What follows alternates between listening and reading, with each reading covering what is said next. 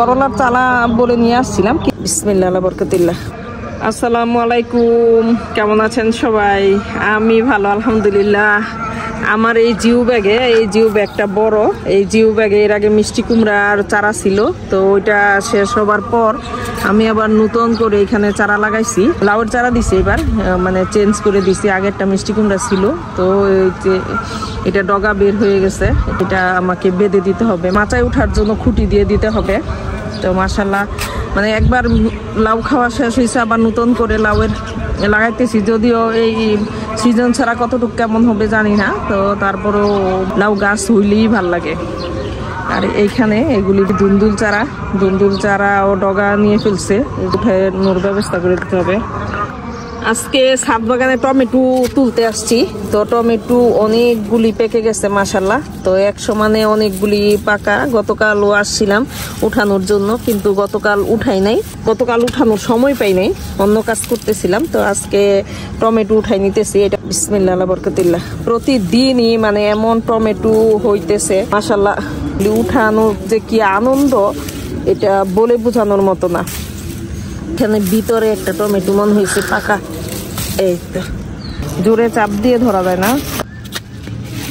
এখানে আরেকটা টমেটো আছে, এটা আধা পাকা, এটা নিয়ে নেই, কারণ দেখা যাবে যে এটা আগামীকালই পেকে গেছে।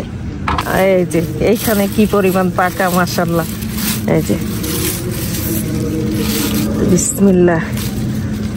ডিশ ভর্তি ভর্তি বেগুন উঠাইছি, ডিশ ভর্তি ভর্তি সিম উঠাইছি। এইখানে একটা টমেটো চাপ খেয়ে আছে। বিসমিল্লাহ।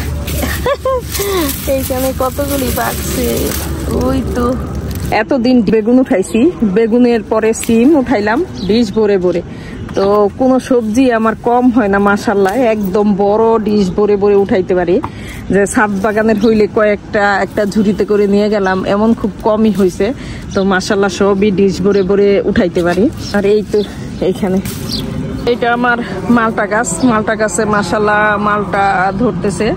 মালটা ধরা অলরেডি আছে এখানে, এগুলি পাকে নাই এখনো। আর এগুলি থাকা অবস্থায় আবার মালটা ধরা শুরু হয়ে গেছে মাশাআল্লাহ।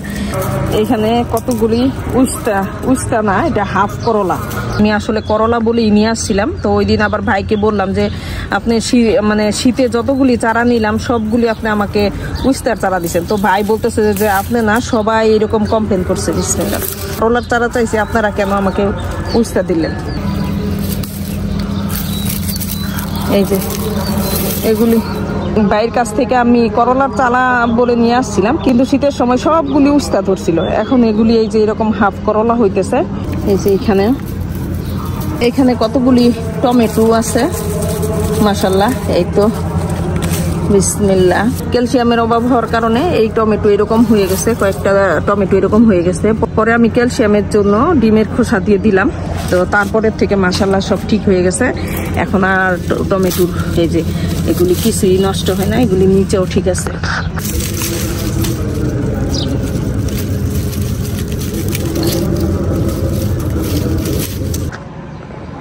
তো আজকে ছাদ বাগান থেকে মাশাআল্লাহ এই এতগুলি টমেটো উঠাইলাম। আর এখানে করলা, হাফ করলা, এগুলি যদি আসলে গরমের দিন হইতো, এগুলি আসলে করলাই হইতো।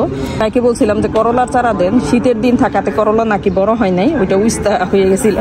তো মাশাআল্লাহ যেদিনই আমি সবজি উঠাই মাশাআল্লাহ এতগুলি করে সবজি উঠাই, এতগুলি করে আমি টমেটো উঠাইতে পারি মাশাআল্লাহ আলহামদুলিল্লাহ। টমেটোর ফলন মাশাআল্লাহ অনেক বেশি ভালো হয়েছে। একদিন পর পর টমেটো অনেকগুলি করে উঠাইতে পারতেছি। তো একশো মানে এতগুলি পেকে গেছে। এর মধ্যেও গতকালের আগের দিন নিলাম। তো আলহামদুলিল্লাহ আসলে ছাদ বাগানের কয়েকটা চারা হইলেই মানে সবজি চাহিদা পূরণ হয়। এইবার আমার শীতে সবজি আমার কিনতেই হয় নাই, সব রকমের সবজি এবং সব ছাদ বাগানের সবজি খাইলাম আলহামদুলিল্লাহ। তো আমার ছাদ বাগানের ভিডিও যদি আপনাদের ভালো লাগে আমার পেজটা লাইক, ফলো, শেয়ার করবেন। তো সবাই ভালো থাকেন, সুস্থ থাকেন, আল্লাহ হাফেজ।